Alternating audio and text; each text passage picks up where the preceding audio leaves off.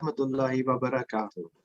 अजीज नाजरीन व साथीन कराम, आप सबको अहले बैत चैनल की तरफ से और मेरी तरफ से और अहले बैत की टीम की तरफ से माह मुबारक रमज़ान बहुत बहुत मुबारक पेश करते हैं।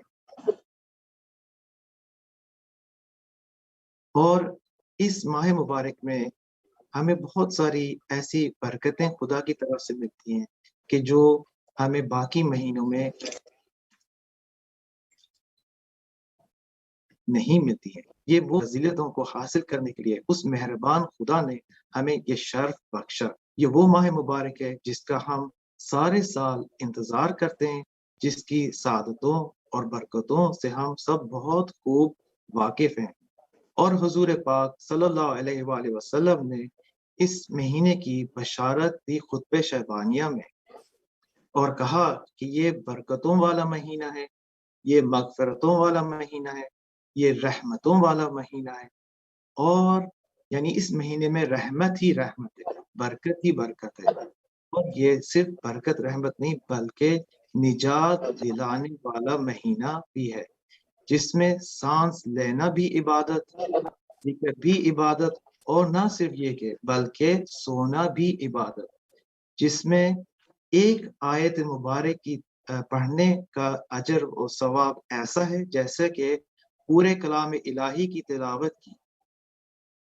आए अब हम एक पुख्ता इरादा करते हैं अपने नबी पाक और आले नबी से सच्ची मोहब्बत साबित करने के लिए और खुदा की कुर्बत हासिल करने के लिए और खुदा के कलाम की मारिफत को हासिल करने के लिए इस पाक महीने की बहार कुरान करीम की ना सिर्फ तिलावत करें बल्कि, दोबारा तकरार करता हूं मैं, बल्कि इस महीने में इस जिंदगी में से कुरान कलाम की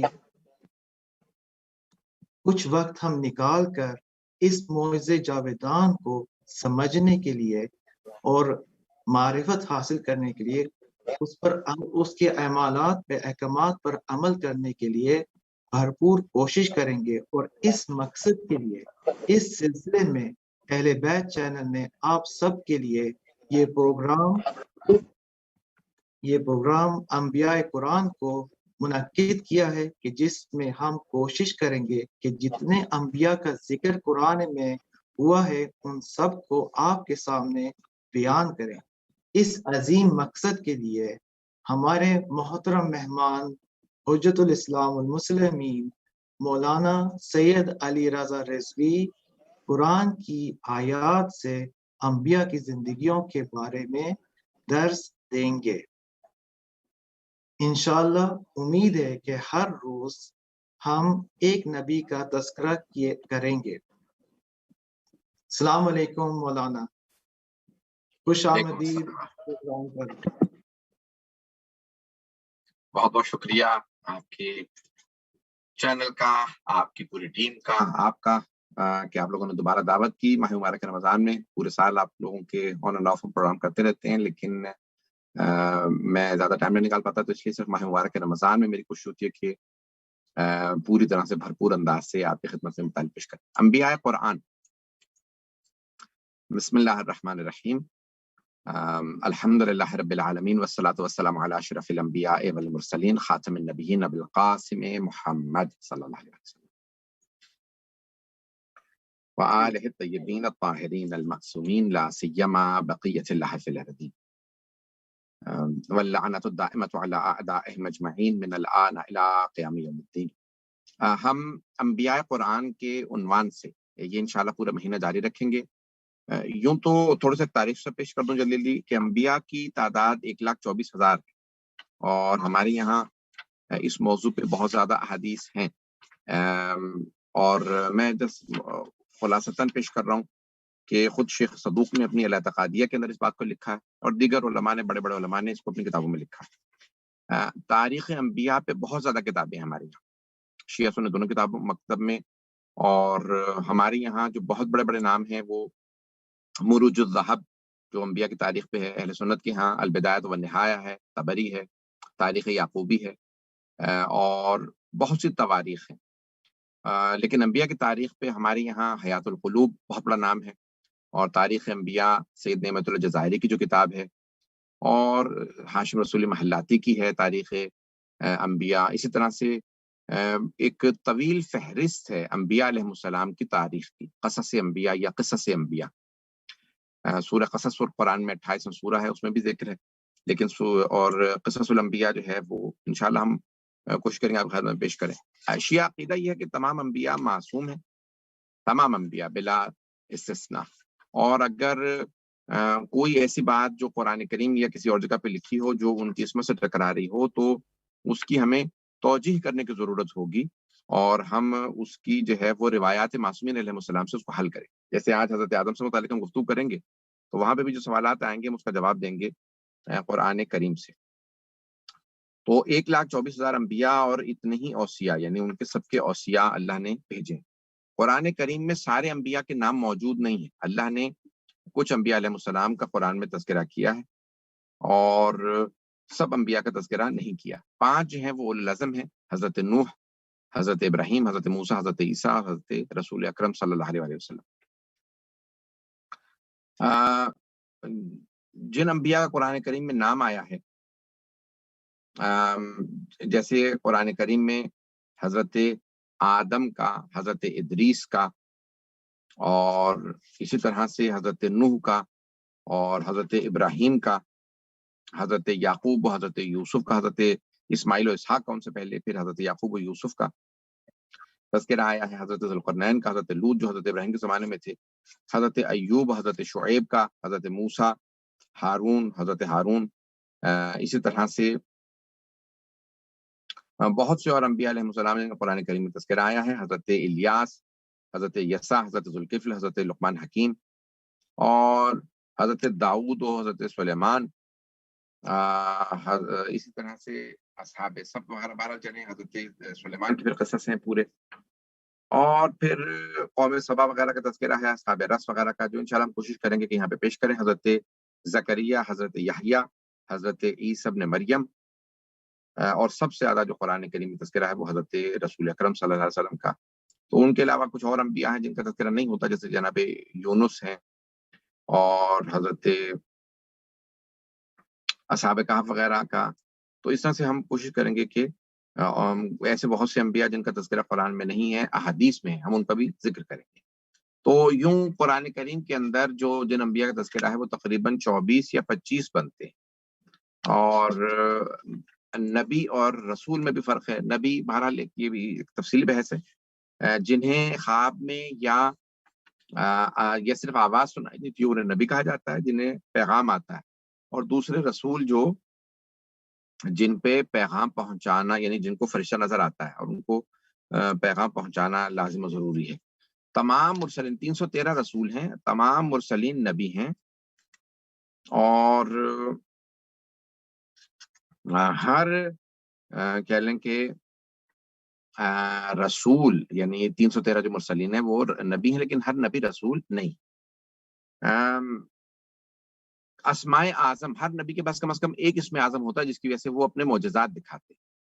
اور ایک روایت ہے، یہ بصائر الدرجات میں بھی ہے اور بہت سی ہماری کتابوں میں ہے، جس میں یہ تذکرہ ہے کہ 73 اسماء اعظم ہیں، جس میں سے حضرت آدم کے پاس 25 سے، حضرت ابراہیم کے پاس 8، حضرت موسیٰ کے پاس 4، حضرت عیسیٰ کے پاس 2، اور رسول خدا کے پاس 72 اسماء اعظم تھے. 73 میں سے 72 اسماء اعظم رسول اکرم صلی اللہ علیہ وسلم کے پاس. انبیاء علیہ السلام کی جو کلیات میں جلدی پیش کر رہا ہوں، اس کے بعد پھر انشاءاللہ آج حضرت آدم سے متعلق پیش کریں. اکمال الدین میں امام صادق علیہ السلام سے روایت ہے کہ حضرت آدم کی عمر 930 سال تھی جب ان کا انتقال ہوا، حضرت نوح کی 2400 سال، حضرت ابراہیم کی 175 سال، حضرت اسماعیل 120 سال، حضرت اسحاق 180 سال، حضرت یعقوب و یوسف دونوں 120 سال کے، 120 سال کے، حضرت موسیٰ 126، حضرت ہارون 133 سال، حضرت داؤد 100 سال،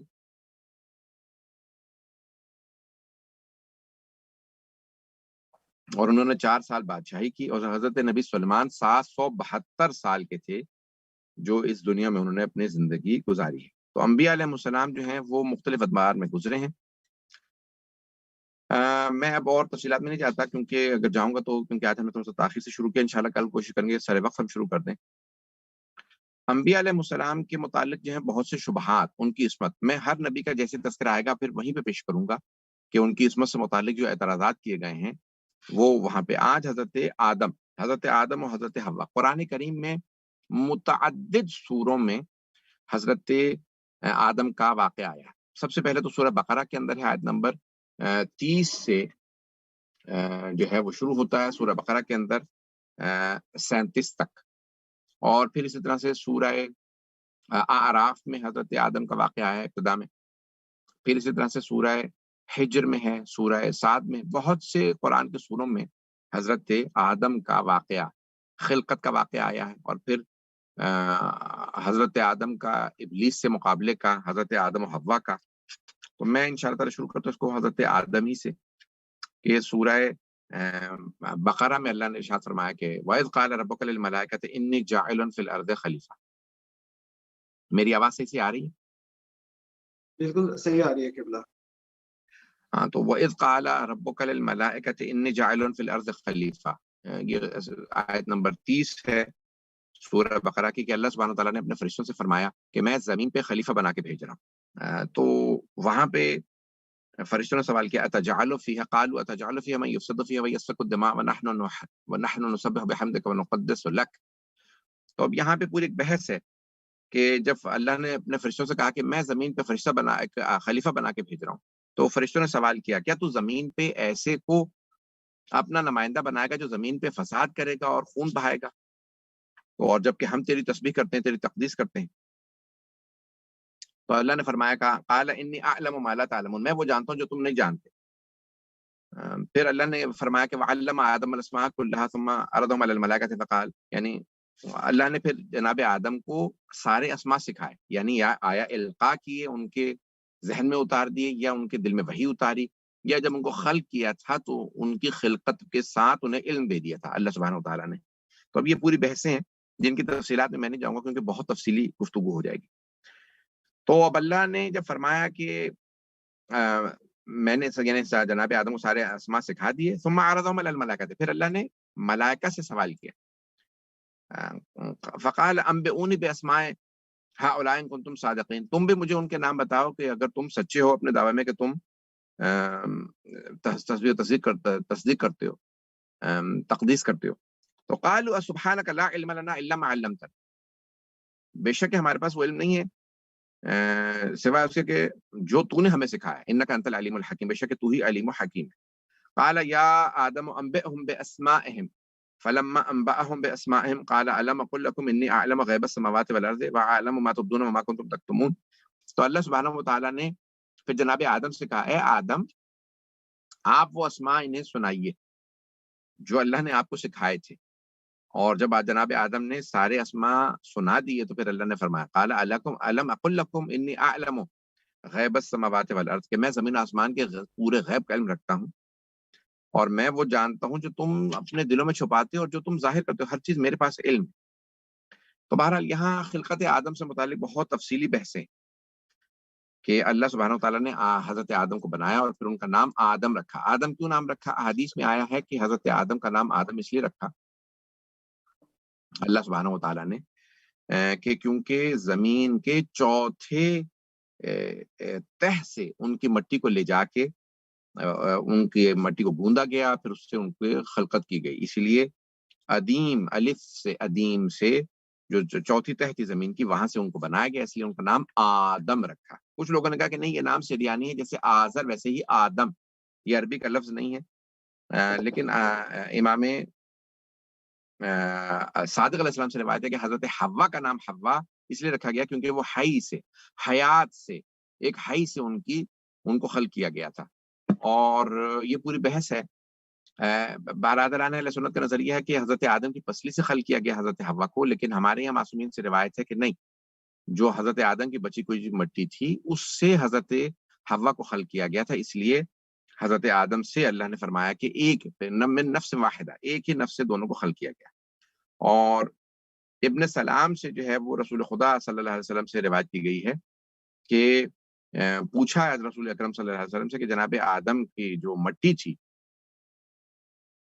وہ پوری طرح سے مٹی ہی تھی یا اس میں اور بھی چیزیں مخلوط تھیں؟ تو رسول اکرم صلی اللہ علیہ وسلم نے فرمایا نہیں، وہ پوری طرح سے مٹی ہی سے بنائے گئے تھے، ان کو یہ علل الشرائع کے اندر موجود ہے، تاکہ اور اسی کہا کہ اگر وہ الگ الگ چیزوں سے بنائے گئے ہوتے تو پھر لوگ ایک دوسرے کی زبان کو سمجھ نہ پاتے. سارے لوگ ایک دوسرے کی زبان کو سمجھتے ہیں اور زمین کی مختلف رنگ ہوتے ہیں. کربلا کی مٹی جیسے اگر آپ دیکھیں تو سفید ہوتی ہے، مشہد کی مٹی جو ہے وہ سرخ ہوتی ہے، اسی طرح سے مختلف رنگوں کی مٹیاں ہیں. اور جناب آدم کو 4 رنگ کی مٹی سے خلق کیا گیا تھا، سفید، سرخ اور بور اور زرد، یعنی سیاہ اور زرد. تو اسی لیے انسانوں کی جو ہیں وہ زرد رنگ ہوتے ہیں، انسانوں کے سفید ہوتے ہیں یا گندم گون ہوتے ہیں یا سیاہ ہوتے ہیں. اور پھر 4 طرح کے جناب امیر المومنین سے روایت ہے کہ پانی زمین سے لیے گئے، جن سے جناب آدم کی خلقت کے اندر پانی جو ہے ملا کے تو مٹی کو اس کو گل بنایا گیا، 3 بنایا گیا، 3 یعنی جس میں پانی مخلوط ہوتا. اور وہ جو ہے 4 کون سے تھے؟ آب گوارا یعنی صاف پانی، اور پھر نمکین پانی، اور تلخ یعنی کڑوا پانی، اور گنداب جو ہے وہ پانی. 4 سے جناب آدم کو، اور ان کے پھر گلے کے اندر جو ہے وہ گوارا پانی کو رکھا گیا، آنکھوں میں جو ہے نمکین پانی کو رکھا گیا، کانوں میں تلخ کو، کڑوا، تاکہ پھر جو ہے وہ ان کے کانوں کے اندر کوئی جانور وغیرہ نہ جائیں، کڑوا ہو پانی، نہانک تاکہ وہ ضائع نہ ہو جائے، وہ چلتی ہے. اور تو یعنی وہ پورا کا پورا تفصیل ہے بہت زیادہ کہ جناب آدم کو کیسے خلق کیا. اور پھر ان کی پھر وجوہات بھی بتائیں تفصیلی کہ حضرت آدم کو ایسے خلق کیوں کیا، اور یہ اس طرح کی معنی کیوں رکھے گئے، اور اس طرح کی یہ مٹی. تو یہ سارے کے سارے جتنے بھی لوگ ہیں یہ حضرت آدم ہی کی نسل سے ہیں، چاہے وہ سفید ہوں، سیاہ ہوں، زرد ہوں یا گندم گون ہمارے جیسے لوگ. جب خلق کر دیا تو پھر اللہ سبحانہ وتعالیٰ نے تمام فرشتوں کو حکم دیا کہ وہ حضرت آدم کے سامنے سجدہ کریں. یہاں پہ ایک روایت پیش کرتا چلوں جو امام صادق علیہ السلام سے ہے کہ اللہ سبحانہ الشرائع کے اندر ہی ہے یہ بھی، کہ اللہ نے جب جناب آدم کو خلق کرنا چاہا تو کہا کہ زمین سے جاؤ جا کے مٹی لے آؤ. جناب جبرائیل کو بھیجا، کہا جاؤ جا کے زمین سے مٹی لے کے آؤ. جب جناب جبرائیل علیہ السلام مٹی اٹھانا چاہتے تھے تو زمین نے کہا کہ میں اللہ سے پناہ مانگتی ہوں، اور میں اللہ سے اگر تم نے مجھ سے کچھ بھی جدا کیا تو تم سے تمہاری شکایت کروں. جناب جبرائیل علیہ السلام واپس آ گئے اور کہا کہ پروردگارا میں اس زمین سے کچھ نہیں لے سکا، اس نے تیری پناہ مانگ لی تھی. پھر جناب میکائیل و جناب اسرافیل کو بھیجا اللہ سبحانہ تعالیٰ نے، جاؤ جا کے زمین سے مٹی لیا. تو انہوں نے کہا کہ پروردگارا اس نے تیری پناہ مانگ لی تھی اور ہم بھی مٹی نہیں لا سکے. پھر اللہ نے حضرت اسرائیل کو یعنی حضرت ملک الموت کو کہا کہ جاؤ جا کے زمین سے مٹی لے کے آؤ، مجھے آدم کو خلق کرنا ہے. اور ان کو حتمی حکم دیا تھا، اور اسی لیے پھر ان کو ملک الموت بنایا، کیونکہ انہوں نے زمین کے رونے اور چیخنے کی پرواہ نہیں کی. اور پھر حضرت یہ جو فرشتوں نے اللہ کے کہنے پہ جب اللہ سبحانہ تعالیٰ نے کہا کہ بھئی تم میں بنا رہا ہوں تو تم سجدہ کرو اسے، تو سارے فرشتوں نے کہا کہ اتجعل فیہا، کیا تو اس زمین پہ ایسے کو اپنا نمائندہ بنا کے بھیجے گا کہ جو زمین پہ فساد کرے گا؟ تو اللہ نے کہا کہ کیونکہ تم نے یہ اعتراض کیا تو 7,000 سال وہ حجاب میں رہے سارے فرشتے اللہ سے. اسی لیے زمین کے پھر جو ہے جب اللہ نے طواف رکھا تو پھر 1,000 سال کا ایک طواف کا چکر رکھا، اور پھر 7 چکر رکھے طواف کے. بہرحال تو اب یہ تفصیلات ہیں بہت زیادہ کہ اتجعل فیہا، کہ تو زمین پہ ایسے کو اپنا نمائندہ بنائے گا کہ جو زمین پہ فساد کرے گا، خون بہائے گا. کیوں کہا فرشتوں نے کہ وہ زمین پہ فساد کرے گا، خون بہائے گا؟ تو اب اس میں بہت زیادہ بحث ہے. میں جلدی جلدی آپ کو ساری کی ساری جو ہیں وہ دلیلیں دے دیتا ہوں. ساری تو نہیں، کیونکہ 7-8 دلیلیں علماء نے لکھی ہیں کہ کیوں فرشتوں کو کیسے پتا چلا.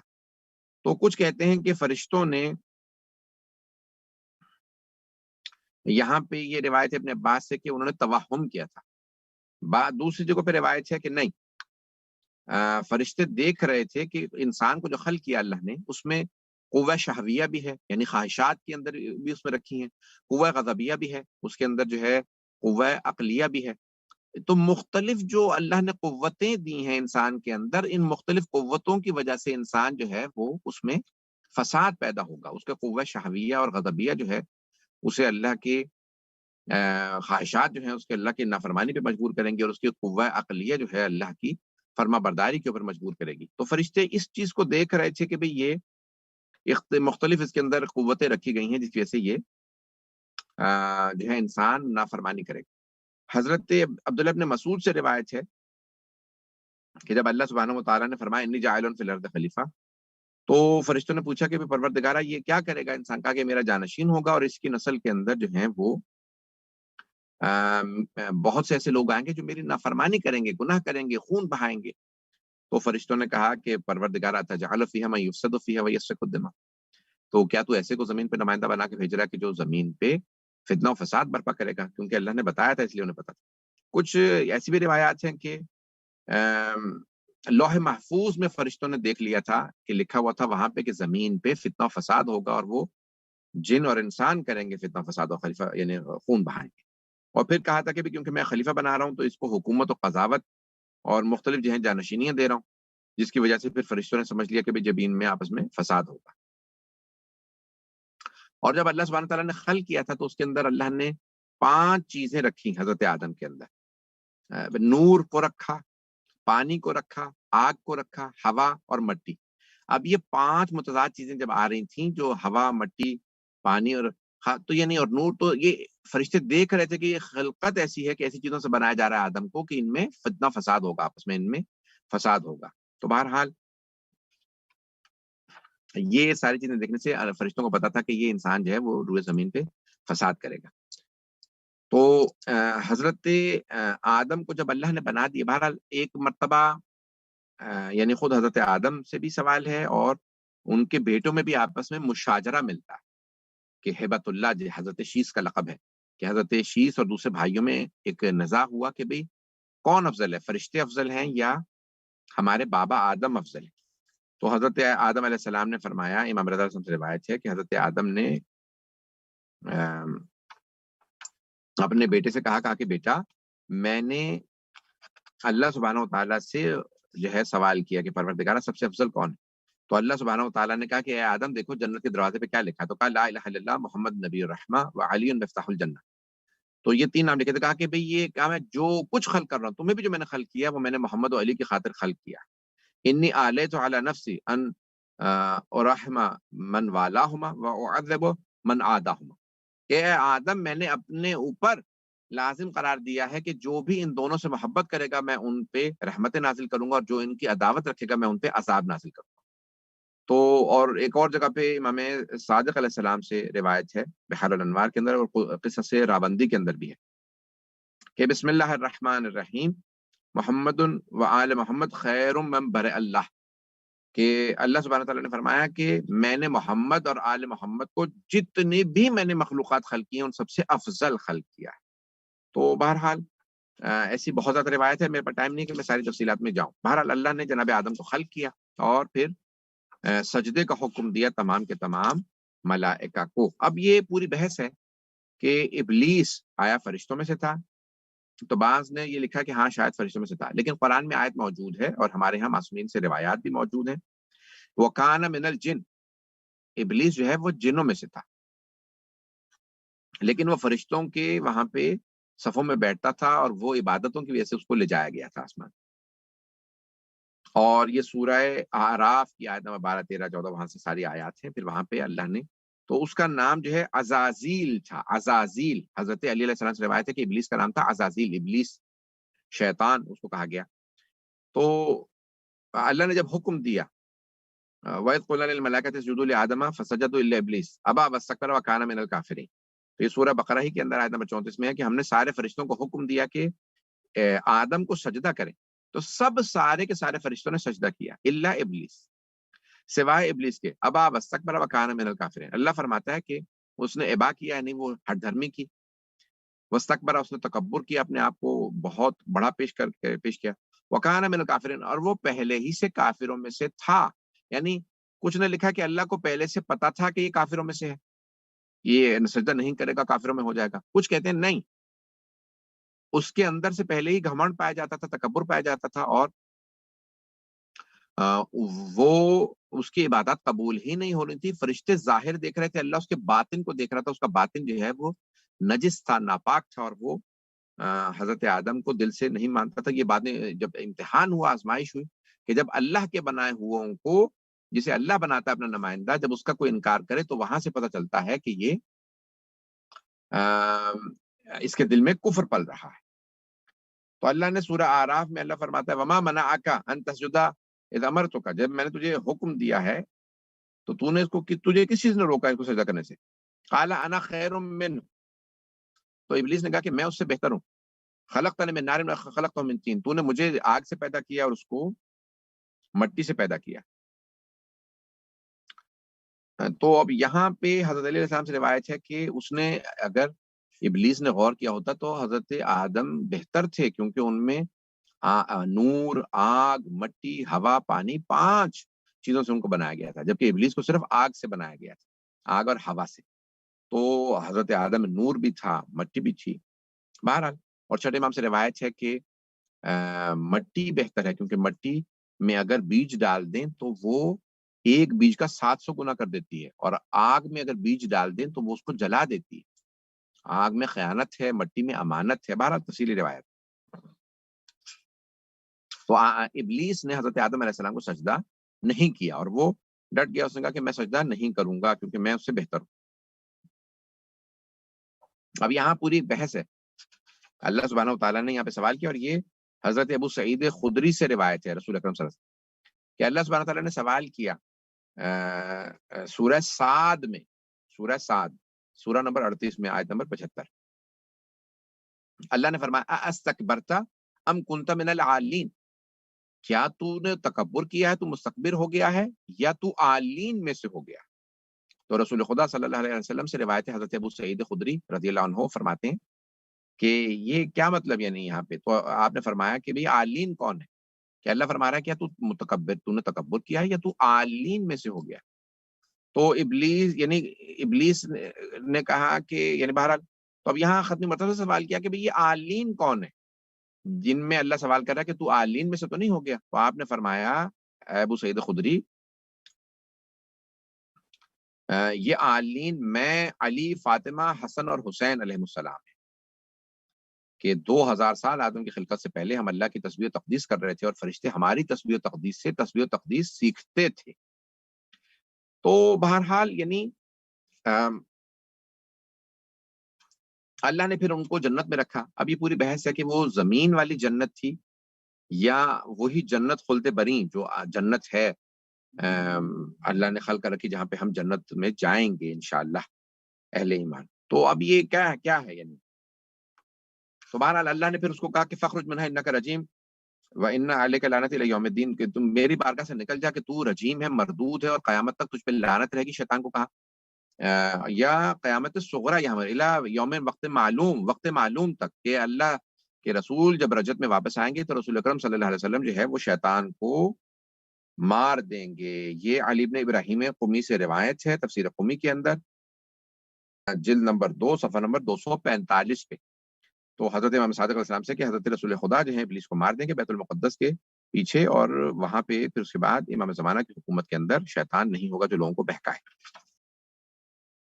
تو بہرحال بعض نے روایت کی ہے کہ کوفہ میں ایک جنت, ایک باغ, جنت جو ہے باغ کو کہا جاتا ہے, کہ اللہ نے باغ بنایا تھا جہاں پہ جناب آدم کو رکھا, اور وہ جنت کے دنیا کے باغ میں, دنیا کی جنت کے اندر تھے. اور لیکن شیعہ یہ نظریہ یہ ہے کہ اللہ سبحانہ و تعالیٰ نے جنت فردوس ہی میں جناب آدم کو, وہ جو جنت ہے جہاں پہ ہم جائیں گے, وہیں پہ رکھا تھا. اور دلیل کیا ہے کہ اللہ نے لفظ استعمال کیا الجنہ, الف لام الجنہ, یعنی وہ جنت جسے اللہ نے بنایا ہے, جنت و دوزخ, وہاں پہ رکھا تھا. تو اور وہاں سے پھر زمین پہ بھیجا, اور پھر اسی کی جدائی کے اندر حضرت آدم جو ہے زمین پہ آنے کے بعد رونے لگے, اور پھر حبوط آدم یعنی جناب آدم کو زمین پہ بھیجا. ایک اور طریقہ جو میں اس کو مس کر دیا تھا کہ جناب آدم کے کیسے, یعنی نسل آدم یا انسان فتنہ فساد کرے گا, کیسے پتا تھا فرشتوں کو؟ تو اللہ نے جب جہنم کی آگ جلائی تو فرشتوں نے کہا پروردگارا, ڈر کے پوچھا کہ تو نے یہ آگ کیوں جلائی ہے؟ تو اللہ نے کہا کہ میں ایک انسان کا خلق کروں گا اور اس کی نسل جو ہے زمین میں فتنہ فساد کرے گی، میں انہیں اس جہنم میں بھیج کے عذاب دوں گا۔ تو فرشتوں کو پتا تھا کہ یہ فتنہ فساد کریں گے، تو اللہ سے اس لیے فرشتوں نے کہا کہ پروردگارہ تو زمین پہ فتنہ فساد کرنے والوں کو اپنا نمائندہ کیوں بنا رہا ہے، خلیفہ کیوں بنا رہا ہے؟ تو بہرحال جناب آدم کو اس جنت میں رکھا گیا تھا جس میں ہم روز قیامت جائیں گے۔ اگر ٹائم ہو تو میں جلدی جلدی تھوڑا سا اور پیش کر دوں۔ جی ضرور قبلہ۔ میں انشاءاللہ کل پھر جناب آدم کی اولاد کے متعلق حابیل و قابیل کا واقعہ پیش کروں گا، پھر حضرت ادریس کا انشاءاللہ پیش کروں گا۔ آج جو ہے جلدی جلدی جناب آدم و حوا کے متعلق، پھر ان کو زمین میں جب بھیج دیا گیا اور ان کی توبہ قبول ہوئی، تو توبہ کیسے قبول ہوئی؟ 300 سال یعنی مغرب عصر کا وقت تھا۔ جناب رسول خدا صلی اللہ علیہ وسلم سے روایت ہے کہ ایک یہودی نے آ کے جب سوال کیا کہ یہ 5 نمازیں کیوں واجب ہیں، تو آپ نے فرمایا کہ کیوں واجب ہیں؟ اس میں فرمایا کہ جناب آدم کو اللہ نے جب زمین پہ بھیجا تو وہ عصر کا وقت تھا، اور توبہ قبول ہوئی تو وہ مغرب کا وقت تھا۔ عصر کے وقت جو ہے جو نکالا، کہا کہ اس لیے اللہ کو سب سے زیادہ جو نماز پسند ہے اور مجھے بھی سب سے زیادہ جو پسند ہے نماز، وہ عصر کی نماز ہے، اور قرآن میں بہرحال عصر کی قسم بھی کھائی، والعصر، عصر کی قسم بھی کھائی گئی ہے۔ تو حبوط آدم جو ہے وہ زمین پہ عصر کے وقت تھا، مغرب 300 سال کے فاصلے سے پھر جناب آدم کی توبہ قبول ہوئی 300 سال بعد مغرب کے وقت، اور پھر 1000 سال یعنی عشاء کی جو ہے 1000 سال یعنی وہ جناب آدم کی زمین پہ جو مدت رہی 930 سال، یہ جو بھی۔ تو بہرحال اور فجر یعنی بعض جگہوں پہ کہ فجر کے وقت جب وہ آئے تو رات کا وقت تھا، اندھیرا تھا، اور فجر کے وقت انہوں نے دیکھا اور دیکھا کہ بھی یہ صبح صادق کا وقت ہے، تو 2 رکعت نماز شکرانہ پڑھی، ایسے فجر کی نماز واجب ہوئی۔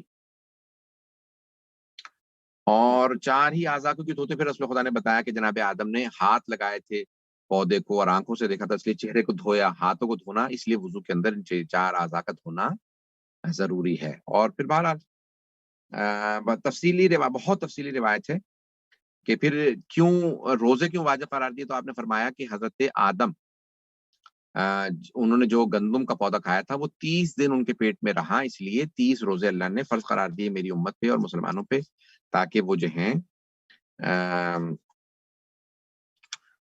یہ جو ہے انسان جو ہے وہ 30 روزے رکھے تاکہ وہ پاک ہو جائے۔ اور جیسے ہم روزے رکھ رہے ہیں تو جیسے بسم اللہ الرحمن الرحیم، یا الذین کتب علیکم الصیام کما کتب علی الذین من قبلکم لعلکم تتقون، اے ایمان والو تم پہ روزے فرض کیے گئے جس طرح سے تم سے گزشتہ امتوں پہ روزے فرض کیے گئے تھے تاکہ تم متقی بن جاؤ۔ ایام معدودات، خاص ایام جن میں روزے فرض کیے گئے، اور وہ ہیں ماہ رمضان کے 30 روز، یعنی 30 دن تک وہ پیٹ میں رہتے ہیں، یعنی 29 یا 30 ڈیز ہم جو ہے وہ روزہ رکھتے ہیں تو ہم دوبارہ پاک ہو جاتے ہیں گناہوں سے اور اپنے یہ جتنی بھی ہم نے چیزیں کی ہیں۔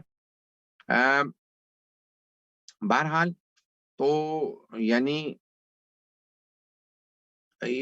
روایت بہت تفصیلی ہے، میں اس میں نہیں جا رہا تو، لیکن بہرحال عرش اعظم پہ حضرت آدم نے کیا لکھا دیکھا تھا، وہ روایت میں یہ جو روایت ہے معانی الاخبار کے اندر ہے، امام رضا علیہ السلام سے ظاہراً اگر میں اوکے ٹھیک ہے۔ کمی ہو رہی، بس 2-3 سوال ہیں کہ جو دیکھ رہے ہیں گروپس میں آ رہے ہیں، تو میں چاہ رہا تھا کہ یہ 2-3 سوال آپ سے کر کے پھر اس پروگرام کے اختتام یعنی اینڈنگ پہ لے کے آتے ہیں، اور انشاءاللہ کل دوبارہ قبلہ ایک سوال یہ آ رہا ہے کہ جب خدا نے خلق کیا حضرت آدم کو، پھر قرآن کے اندر آتا ہے کہ میں نے اپنے دونوں ہاتھوں سے خلق کیا، کیونکہ قرآن کی ایک آیت ہے اس کے بارے میں، تو ہمارے کافی سارے جو ناظرین ہیں وہ اس سوال کے پوچھ رہے ہیں کہ یہ 2 ہاتھ کے تشبیہ کس چیز پہ ہے، یعنی کیا مطلب ہے خدا کا اس کے لیے، اگر آپ لطف اندوز کریں ہمیں اس سوال کے جواب کے لیے۔ ماں منع کا مخلوق پہ یدیہ، جس کو میں نے اپنے دونوں ہاتھوں سے بنایا۔ اللہ سبحانہ وتعالیٰ جس میں جسمانیت نہیں رکھتا، تو اللہ کے بہت سے مسلمان ہیں وہ کہتے ہیں کہ اللہ نے جب کہا ید ہاتھ تو اللہ کا ہاتھ ہے، آنکھ کا تو آنکھ ہے، لسان زبان کا تو زبان ہے، تو ہمارا عقیدہ یہ ہے کہ اللہ جسم و جسمانیت سے منزہ ہے، پاک ہے، تو اس کا یعنی وہ جسم نہیں رکھتا۔ تو اب یہاں پہ مراد کیا ہے؟ بعض علماء نے یہ لکھا ہے کہ اپنے دونوں ہاتھوں سے خلق کیا، تو یہاں پہ 2 ہاتھ مراد ہیں علم و قدرت، میں نے اپنے علم و قدرت سے خلق کیا۔ بعض جگہوں پہ بعض علماء نے روایت نقل کی ہے، لیکن یہ روایت بعض نے اس پہ اشکال کی ہے، مستند ہے یا نہیں مجھے اس پہ بحث نہیں ہے، لیکن روایت بعض نے نقل کی ہے کہ مولا علی علیہ السلام نے فرمایا کہ ہمارے دو ہاتھوں سے جو ہے اہل بیت علیہ السلام کی، میرے دو ہاتھوں سے اللہ نے جناب آدم کی مٹی کو گوندوایا کہ اس کو گوندو، اور کہا کہ یہ میرے دو ہاتھ تھے، یا ید اللہ علی کو کہا گیا ہے، تو یہ ان دونوں محمد و علی علیہ السلام. تو بہرحال دو ہاتھ یعنی یہ اللہ کے ہاتھ نہیں ہیں، بلکہ یا مجازی معنی میں لینا ہوگا اس کو، یا پھر لینا ہوگا علم و قدرت کے معنی. شکریہ مولانا. اچھا، ایک اور سوال یہ آیا ہے قبلہ کہ جب حضرت عیسیٰ علیہ السلام، انشاءاللہ حضرت عیسیٰ کے پہ بھی آپ ذکر کریں گے بعد میں، وہ بھی آسمان کی طرف دیکھیں، اسی جنت میں گئے جہاں حضرت آدم و حوا ساکن تھے، یا وہ کوئی اور جگہ پہ خدا نے ان کو اٹھایا ہے؟ تو اگر آپ اس کا بھی جواب دے دیں پلیز. ہاں، یہ یعنی جو حضرت ادریس اور حضرت عیسیٰ دونوں سے متعلق ہے. وَرَفَعْنَاهُ مَكَانًا عَلِيًّا، جناب ہم آئیں گے تو انشاءاللہ وہ بھی پیش کریں گے. حضرت ادریس کو بھی اللہ نے اٹھایا، تو وہ بھی، اور حضرت عیسیٰ کو بھی تو آسمان پہ اٹھا لی، وہ روئے زمین پہ نہیں ہے. کیونکہ اگر روئے یعنی اللہ نے ان کو اٹھا لیا کہ آسمان پہ اٹھا لی جناب وَرَفَعْنَاهُ، اور یہ جناب عیسیٰ سے متعلق بھی ہے کہ لم یصلب، یعنی نہ ان کو صلیب پہ لٹکایا گیا، ولم یقتل، نہ ہی ان کو قتل کیا گیا، بل شبہ لهم، ان کو شبہ ہوا ہے، نہ انہوں نے قتل کیا نہ انہوں نے صلیب پہ لٹکایا. ورفعنا، ہم نے ان کو اٹھا لیا، ورفعنا، ہم نے ان کو آسمان پہ بلند کر دیا. تو یہ جنت میں ہیں، اور وہ وہی جنت فردوس ہے کہ جہاں جناب آدم تھے، اور حضرت ادریس و حضرت عیسیٰ بھی اسی جنت فردوس کے اندر ہیں کہ جہاں جناب آدم کو اور حضرت حوا کو رکھا گیا. شکریہ قبلہ. بس یہ آخری سوال ہے کیونکہ ٹائم بھی اب ختم ہو رہا ہے.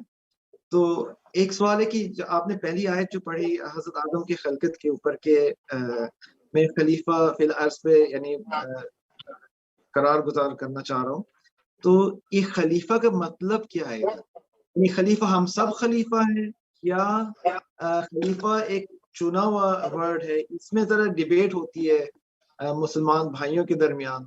تو ہم چاہتے ہیں کہ ہمارا اگر آپ نظریہ بھی بتا دیں اس کے کیا اصل معنی ہے، یہ اگر آپ پلیز اس کے جواب دیں. بہت اچھا سوال. ہاں دیکھیں، پہلی بات یہ ہے کہ خلیفۃ اللہ جب کہیں تو انسان ہے. خلیفۃ اللہ، خلیفۃ اللہ سے مراد ہے یعنی جسے اللہ اپنا نمائندہ بنائے، جسے پیچھے چھوڑ دیتے ہیں، خلف سے ہے، جس کو اپنے پیچھے چھوڑ کے جائیں گے، جس کو اپنے نمائندگی دے کے جاتے ہیں، اسے کہتے ہیں خلیفہ. تو انسان جو ہے خلیفۃ اللہ، یعنی روئے زمین پہ اللہ کا جو نمائندہ ہے وہ انسان ہے. یہ انسان کیونکہ جیسے قرآن کی آیت ہے کہ ہم نے زمین پہ انا عرضنا الامانۃ علی السماوات والارض والجبال فابین، ہم نے زمین و آسمان پہ، پہاڑوں پہ اپنی ذمہ داری کو پیش کیا کہ تم ہماری ذمہ داری قبول کرو. ان یحملنا، کہ ہماری جو ہے وہ یہ زمین ہماری جو مسئولیت ہے ہماری طرف سے قبول فرمائے، خلافت. فشفقنا منها وحملها الانسان انه كان ظلوما جهولا، اور سب نے منع کر دیا لیکن انسان نے اس ذمہ داری کو قبول کر لیا. اور انسان جو ہے بہت ہی ظلم کرنے والا اور بہت ہی بڑا جاہل ہے. تو یہاں نمائندگی ہے جناب آدم سے متعلق نہیں، بلکہ انسان کو اللہ نے نمائندہ بنایا کہ روئے زمین پہ فتنہ فساد نہ کرے، اللہ کی نمائندگی کرے، اس کے اوپر امن و امان قائم کرے، اس پہ عدل و انصاف قائم کرے، اس کے اوپر اللہ کے عقیدہ توحید کو رائج کرے. یعنی تمام انسان، یہ انسانوں کی ذمہ داری ہیں کہ انوائرمنٹ کا خیال رکھے، جانوروں کا، ہر چیز کا خیال رکھے. اور اللہ کہہ رہا کہ میں نے تمہیں ہر چیز تمہارے لیے دی ہے. یعنی اللہ کہتا ہے کہ روئے زمین پہ ہر چیز کو ہم نے انسان کے لیے سجایا. تو لیکن انسان جو ہے یہاں پہ جناب آدم سے متعلق وہ جو نمائندگی ہے وہ نبوت اور ہے، خلت، رسالت، امامت، یہ مختلف عہدے ہیں. اور ایک مرتبہ خلیفہ بے معنی عام استعمال ہوتا ہے، ایک مرتبہ خلیفہ بے معنی خاص استعمال ہوتا ہے. اور خاص جو نمائندہ ہے وہ نبوت اگر مراد ہے تو وہ صرف جناب آدم علیہ السلام ہے، یہ جس کو اللہ نبوت دے، رسالت دے. اور ایک مرتبہ یہ اللہ نے جو ذمہ داری دے کے بھیجا انسان کو، یہ جو انسان کے لیے ذمہ داری، وہ خلافت یعنی بے معنی نمائندہ پروردگار انسان اللہ کا، اس کے عقیدے کا، اس کا روئے زمین پہ نمائندہ ہے. اس نمائندگی کے معنی میں تمام انسان نمائندہ. بہت بہت شکریہ قبلہ. مولانا ہم آپ کے تہہ دل سے شکر گزار ہیں کہ آپ نے اس مہینے میں اس پروگرام کو قبول کیا، اس ذمہ داری کو قبول کیا، اور انشاءاللہ اسی پروگرام کو اس طرح ہی لے کے چلیں گے. بس میں چاہتا ہوں ناظرین کو اور سامعین کرام کو بتا دوں کہ کس طرح طرز پروگرام ہے کہ 5 منٹ پہلے ہم انٹروڈکشن دیں گے، خلاصہ بندی کر لیں گے پچھلے پروگرام کی، اور اس سے ہی اس کی کنٹینیویشن کریں گے. پھر آپ کی جو پروگرام درس ہے 30 منٹ سے 40 منٹس باقی جو ٹائم ریمیننگ ہے اس میں ناظرین و سامعین سے جو ان کے سوالات ہیں ان کے سوالات کے جوابات کا نشست ہوگی، اس میں آپ پھر ان کے جواب دے سکتے ہیں. یہ اس طرح پروگرام لے کے چلیں گے، اور انشاءاللہ اور بھی کوئی سوالات آئیں گے تو ہم یہ دوبارہ ریپیٹ ہوگا پروگرام، اور ناظرین کو چانسز ہیں کہ دوبارہ اس پروگرام میں جو سوالات اٹھتے ہیں وہ ہمیں میسج بھی کر سکتے ہیں، اور ہم وہ میسیجز میں لے کے بہت بہت شکریہ قبلہ آپ کا. انشاءاللہ پھر دوبارہ آپ کے ساتھ آپ کی خدمت میں ہم حاضر ہوں گے.